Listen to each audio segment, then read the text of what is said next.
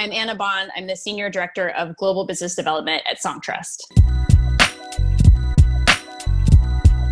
Anna, thank you so much for coming on today. Really glad that we were able to connect. I think what you guys are doing at Songtrust is amazing, just really simplifying a lot of complicated things, especially for new people coming into the industry. So again, really appreciate you coming through. Just kind of want to start right at the top. One of the things that I want to really focus on with the podcast is making sure that we're keeping the Black Lives Matter movement top of mind. So I just want to start there, kind of get your thoughts on everything that's been going on. I know today we're a day removed from, kind of the verdict, or not the verdict of the news that, the officers in the Breonna Taylor case aren't going to be charged for her murder. And so, again, this is top of mind. This isn't going anywhere. So, just curious your thoughts on everything, changes that you've seen that you think may have a long-term impact or might not. Who do you think brands, companies, people that are really showing up and doing a great job and doing the work that's necessary for that long-term change? And who do you think could be doing a little bit better as well? Well, I'm glad you mentioned this.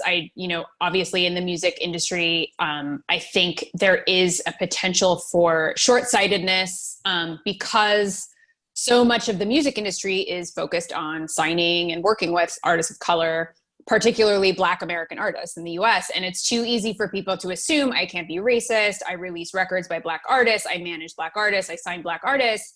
I support their music. But are those deals equivalent to what straight white artists are receiving? Are you pigeonholing them? Are you requiring them to present in a certain way because you're making assumptions about the Black community and Black music, or the Latin community or the gay community? It's not enough to work with musicians of color. You have to actively work towards the advancement and equity of artists, as well as your employees of color, your colleagues of color, your interns of color, your clients of color. Like it's not enough to just, provide the space, the studio, the record label. You have to be actively working. Obviously, looking at yesterday's grand jury decision, we have so far to go. I am hopeful that lasting change will result from, the Black Lives Matter movement and the wider recognition of racism and police violence against Black Americans that we've seen in the past few months. But, something to remember is that our Black colleagues and friends and fellow citizens have never not recognized and understood this reality. The fact of systemic racism in our country, the danger they face every day from law enforcement, from other racist institutions. And, it's a bit of a shame that it took this combination of a global pandemic and, yet more murders of Black Americans by police, combined with kind of one of the most important election years of our lifetime, if not the most important, for legislators and businesses beyond, activists and people who are already, in that conversation, to start taking these issues seriously on a broad scale. But we're here now for what it's worth, and we just have to keep pushing forward. In terms of companies who are, seem to be doing, the right thing, whatever that means. I've seen a lot of positive and meaningful action in the independent sector, from distributors, from retail sites, and from record labels. I won't, single people out. I am lucky to believe that my own workplace has done a lot. And a lot of that is soliciting opinions and perspectives from employees, not over relying on our Black colleagues to kind of do that work for us, but really kind of creating a space to communicate. Downtown Music is Songtrust's parent company. We've hired a Black woman-owned diversity, equity, and inclusion consulting firm called Collective. Our recruiters are actively taking steps to be more open and actively recruiting employees from communities of color, because you can't just, prioritize, people of color who apply. You have to actively recruit where people live, where people are. There have been a lot of other things around donations, around kind of encouraging volunteerism, which, it's in the workplace, it's really meaningful to see that, because it's so rare to see a company doing meaningful work. And I actually think that people really have to put their money where their mouth is, because, for better or for worse, there's a lot of people have their eyes on these industry leaders to make sure that they're doing what they say they're doing. Without singling anyone out, again, we've all kind of seen examples of companies who participated in Blackout Tuesday, made a high-handed statement, but then kind of shut up after that. We don't know what actions they're taking.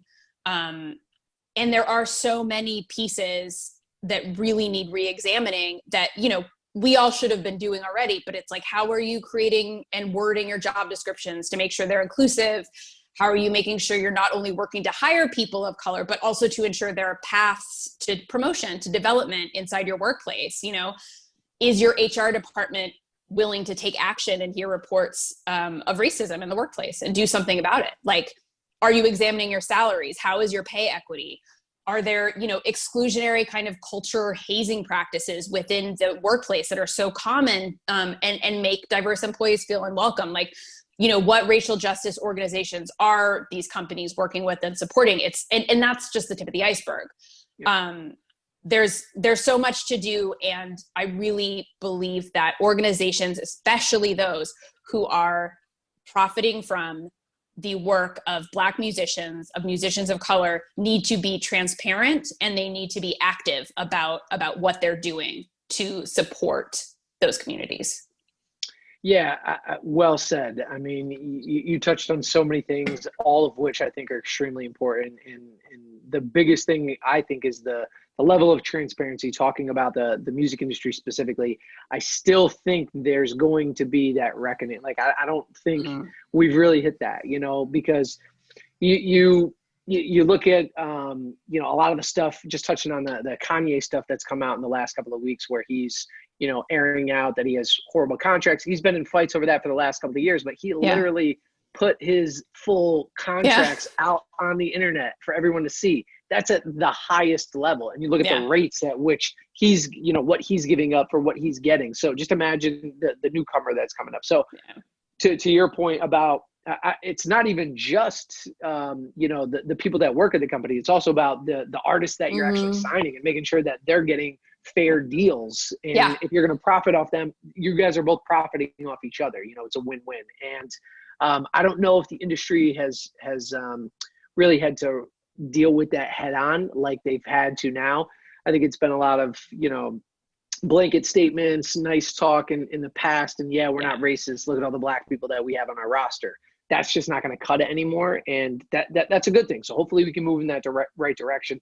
I think they're going to have to change those deals based on all the distributors, all these other smaller distributors that are popping up, offering other deals, things that you guys at Songtrust and Downtown are doing. It's just that it's forcing everyone to reevaluate what they're doing. And hopefully, just like you said, I'm of that mindset that we're going to get there, because it's just the competition of it, right? Like, even if it is just because you're doing, like, unfortunately, some people are going to do this. They're going to do it just because the other person is doing it, and their company isn't going to, be able to really have all the structure in place.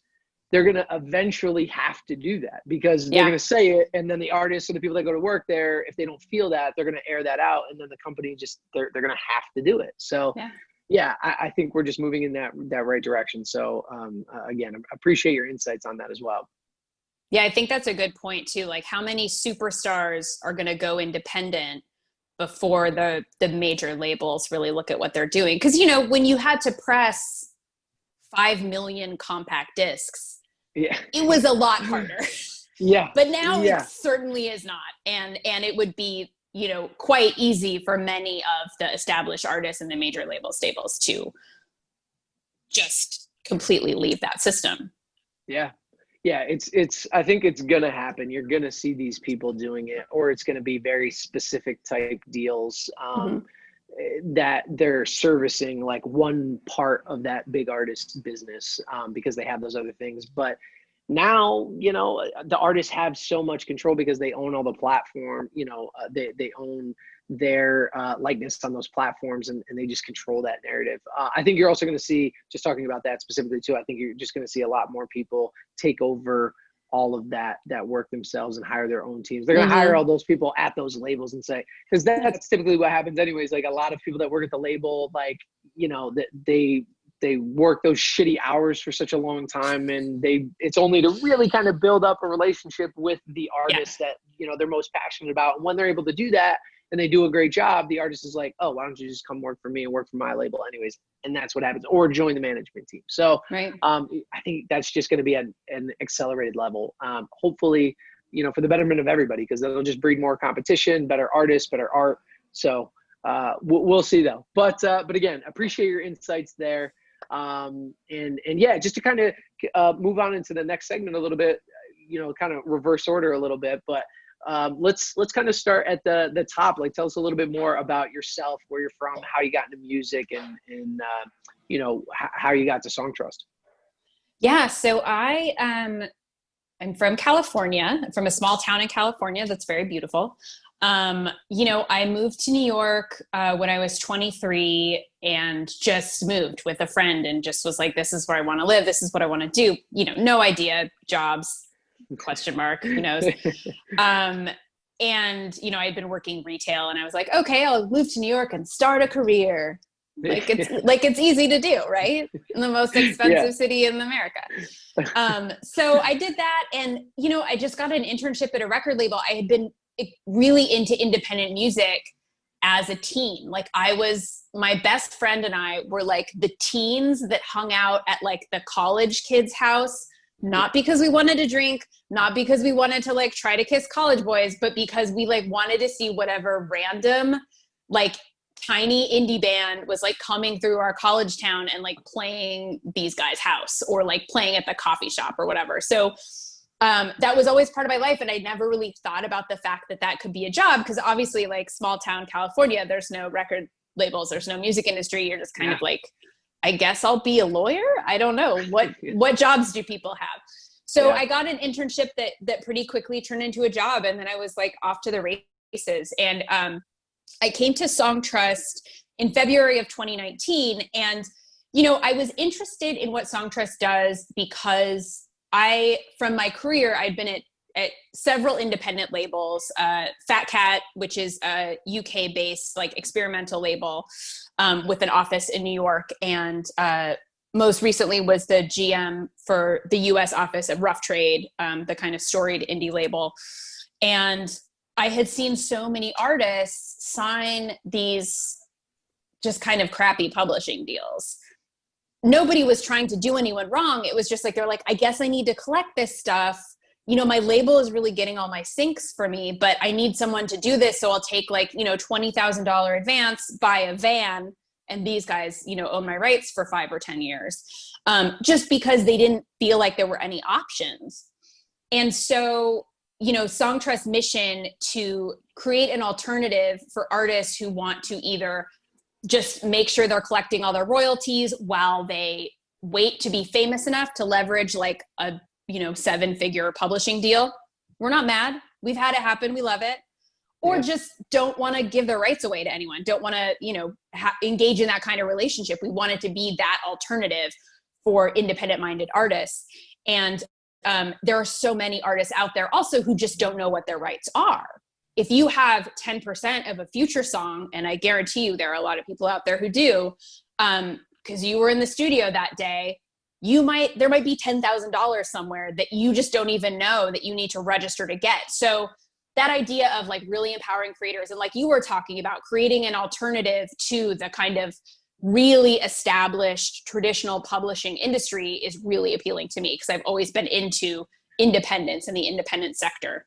And I have worked, so Molly Newman, the president of the company of Songtrust, is a phenomenal human. Her leadership is tremendous. And I have worked with her in the past and was really excited for the idea to kind of get to work with her again. That's awesome. It's always great when you can work, when you have previous experience working with somebody, and then, you know, the stars align for like this new thing that you want to do. And you're like, oh my God, it's amazing. Perfect. That's awesome. That's awesome. So yeah, as you mentioned, you know, you've been in the industry for, you know, the last 15 years, you've worked independent, worked with, you know, on the label side, the management side as well. What's you know, just looking for a nice little personal story too, like what's one of the best projects you've worked on so far, you know, whether it was the biggest or not, looking for something that you thought may have had the biggest impact? Well, part of me is like, do I say the one that got me the gold record? But no, I think when I read that question immediately, I thought of this. So when I was at Rough Trade, we signed a band. They're called Parquet Courts. They're from New York. They were already like my favorite band. They were also like a big part of my husband and I getting together. It was a whole thing. We signed them and I was so excited. And we put out their record. It was brilliant. It was amazing. And I one day got this weird video from their manager that was just like a studio console. And it was a song from the record with someone rapping over it. And then he called me and he was like, so Bun B got a hold of the record and he's like really into this song. And so these guys are from Texas. Austin from the band is obsessed with Texas rap. Like UGK are like gods to him. And they ended up doing a version of the song with a Bun B verse. And they were booked to play Colbert. I get a call like 2 days before, like, will you fly Bun to New York to be on Colbert with them? And I was like, yes, no matter what, like, I don't care. I will get the budget approved. Like, yes, do it. Whatever hotel he wants, I don't care. So yeah, down to the last minute where we were like, is this going to happen? And then the moment that they got on stage and when Bun B walks out, it is just like, it was one of the just most wonderful experiences I have had, like witnessing live music and these two totally different artists who really love each other. And, you know, they're freaking out, of course, because he's like their hero. And, you know, he was so nice. All of the, you know, his manager was so nice. Like, and his verse on that track is amazing. Their performance was just fully incredible. It was just like, just everything came together to be just like, and I stood there and I was like, this is it. Like, this is maybe like my peak, like my like record label manager career peak, because what else could happen that would be so wonderful? So, that's awesome. Yeah, it was awesome. Very cool. And it's funny you mentioned that group because, you know, just in doing my research, prepping for this, that was one of the groups that I checked out. And I was like, oh my God. First off, I watched one of their latest videos. I was like, oh, I'm loving the indie vibe. So and then I just randomly went down the rabbit. I didn't get a chance to check out that Bun B one, which I'm definitely going to do after this. You should check out the Colbert performance because it's like bananas. Yeah, but what I was going to say is I saw one of their pitchfork performances. And just like you said about like live music, I just thought, oh my God, being outside in the summer at a festival with like a beer in your hand and like listening to music, like, oh my God, this is incredible. It's going to be amazing when it comes back because we're all going to love it. And 1000%. And the best part is us as fans, we're going to have like, you know, our choice of whatever we want because everybody's going to be fighting to get out and it's going to be awesome. True. I think there's going to be a lot of great tours, a lot of great shows. It's going to be awesome. So yeah, we just got to get there. Another like year and a half and we can do it. Yes. Oh God, a year and a half. Don't say that. One day at a time. Yeah, exactly. That's all. But I appreciate that.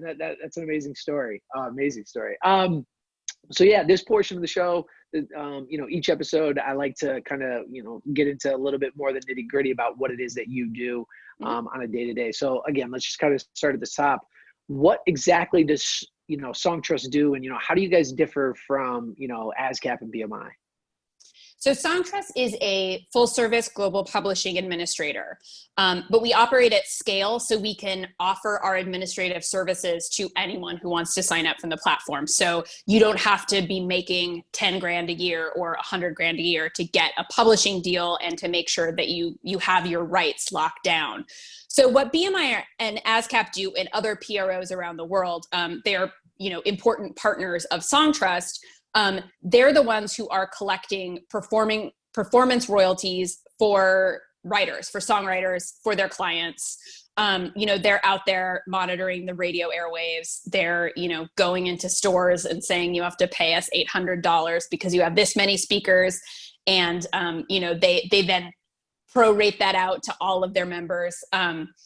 And so they're doing really important work. But what Songtrust does is we collect from BMI and ASCAP, but we also collect from performing rights organizations all over the world.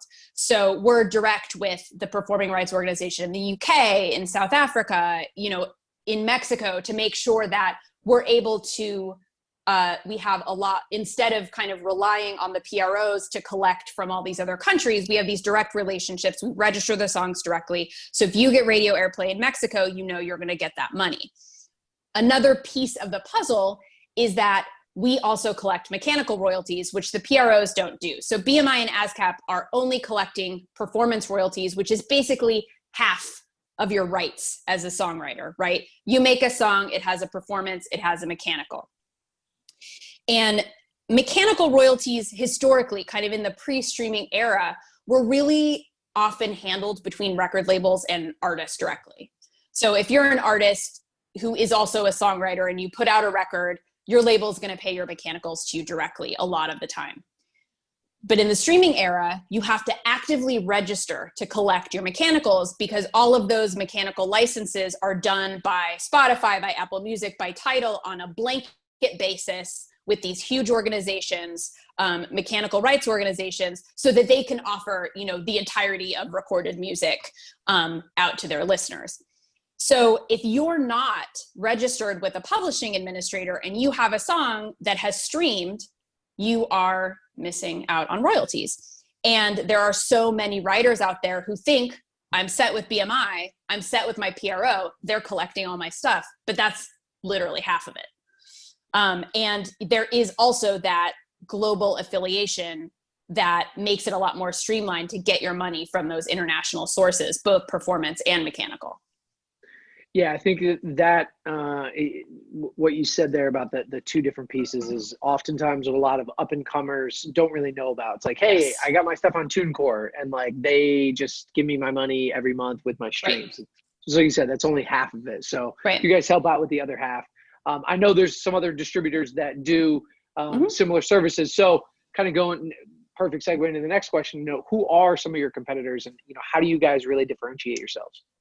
Sure. So, you know, when it comes to publishing administration, I mean, I honestly think our main competitor is really a traditional publisher, right? We're not competing with any of the independent distributors because they're working on the master side. We're not competing with Sound Exchange because they're working on the master side.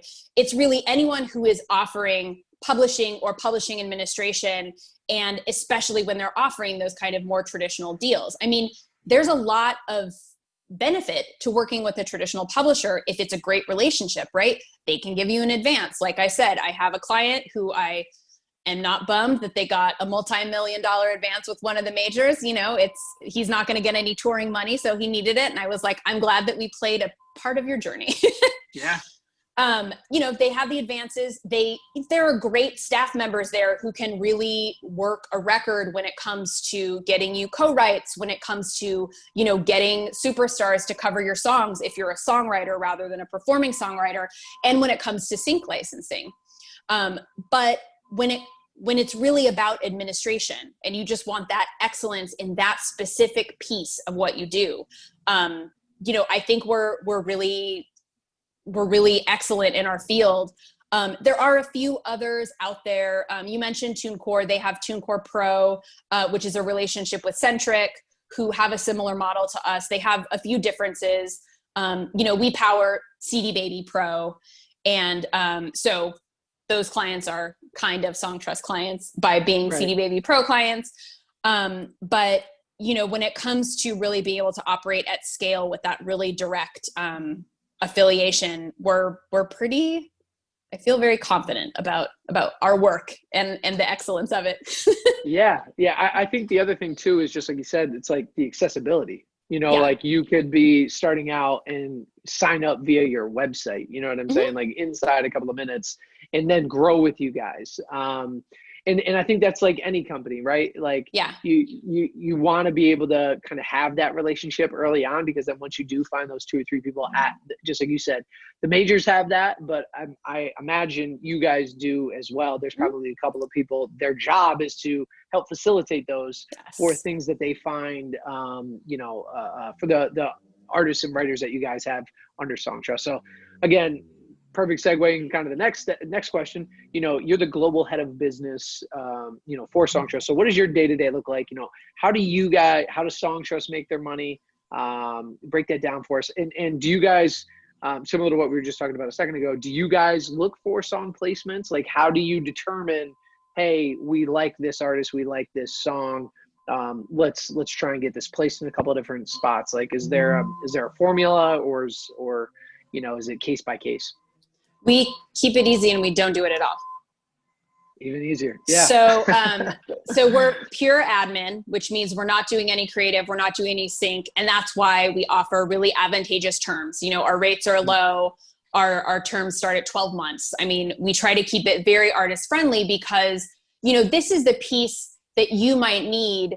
Maybe you're, again, like a 10% owner on a big pop song or a big hip hop song, and you're not going to be involved in the creative decision. So you don't need someone to do all that work because they're not going to have to do it and charge you a higher admin fee, right?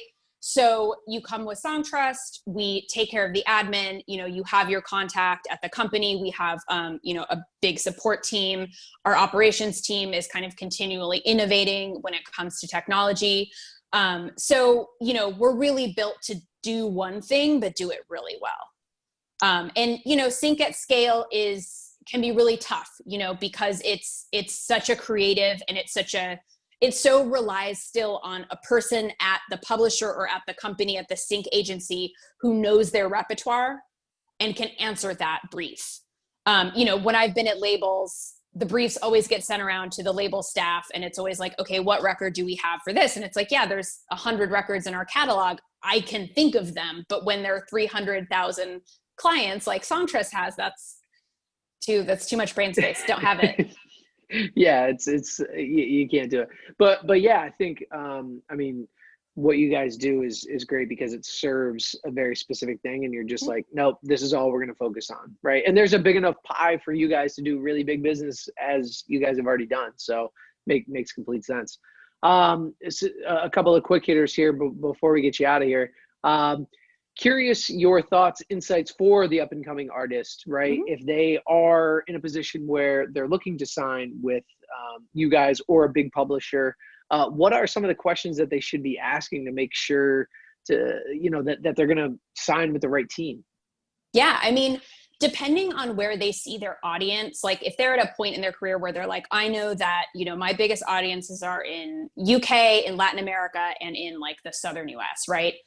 I would want to know who their partners are in those countries. Are they using sub-publishers? Often that's a great idea if you think you're going to be able to do sync licensing work in those other territories, and perhaps your publisher doesn't have someone on the ground there.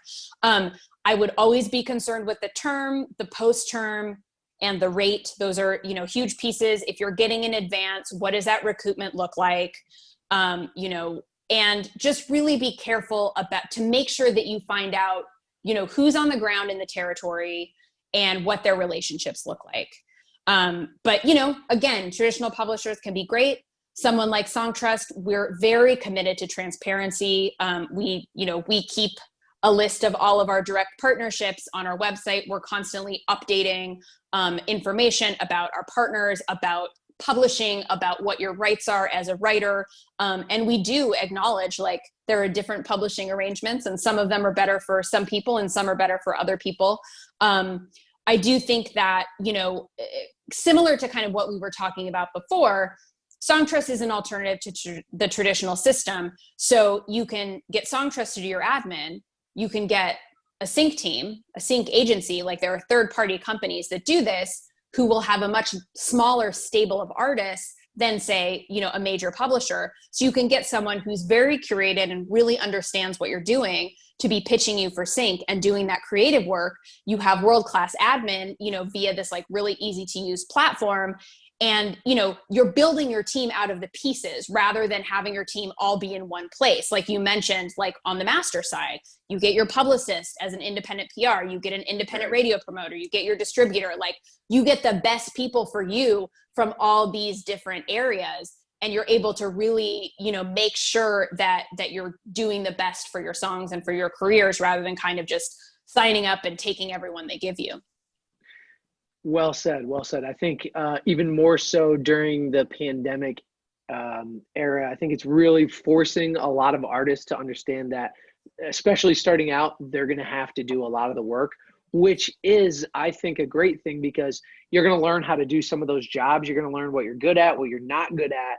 And then hopefully, if you are paying attention, that help guide you to say, okay, these are the people that I want working on my team. So when you do get to Absolutely. that level, you have that background. Okay, I'm great at coming up with the idea, but I don't have the context. I don't know how to pitch people. I need this person, Yeah. I don't, and I think that goes for any part of an artist's career as well, right? Like recording, artwork, like whatever it is, you're going to have to do a lot of that yourself in the beginning and then see what you're good at, what you're not good at, Yeah. what you like doing, what you don't like doing, and then kind of make that checklist of like, hey, these are all the people I need. Because regardless of what type of deal you sign, you're going to need some support and you're going to need a team. And it's better to kind of have that background of having done a couple of things to know, what you're good at and what you're not good at. Absolutely. And coming from the marketing side and the label side, it's a lot of work, and we want you to be writing songs or performing live or doing, or being in the studio, like do the creative work that we love, and we'll take care of like the math homework.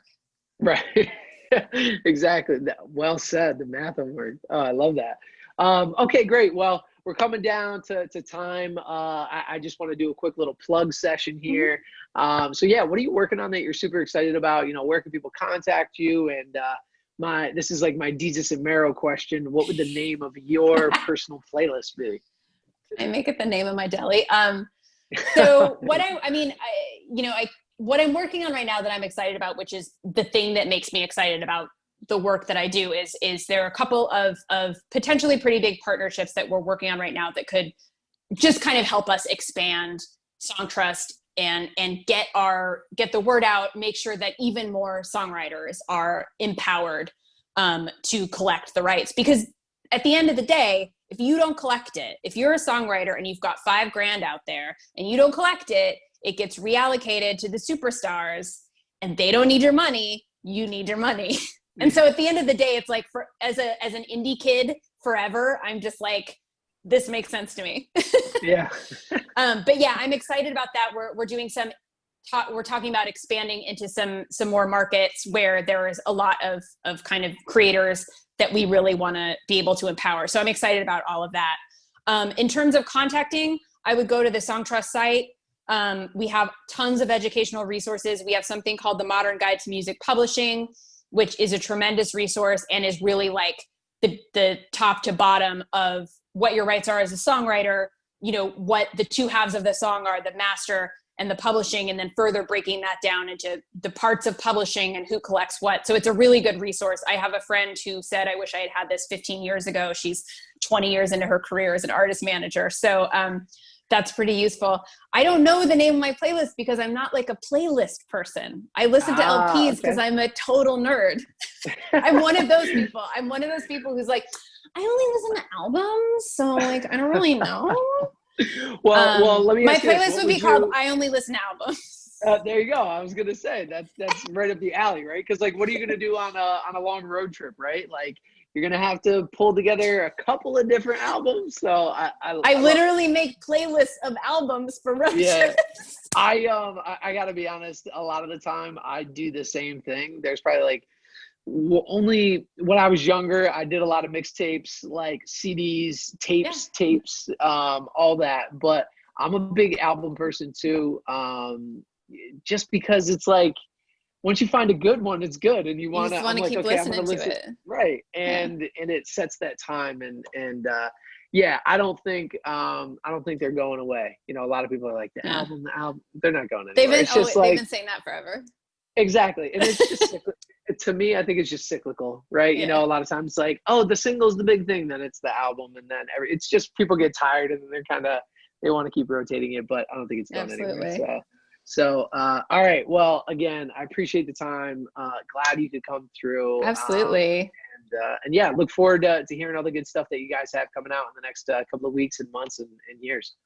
For sure. Thank you so much for having me. Absolutely. Okay. All right. We'll talk soon.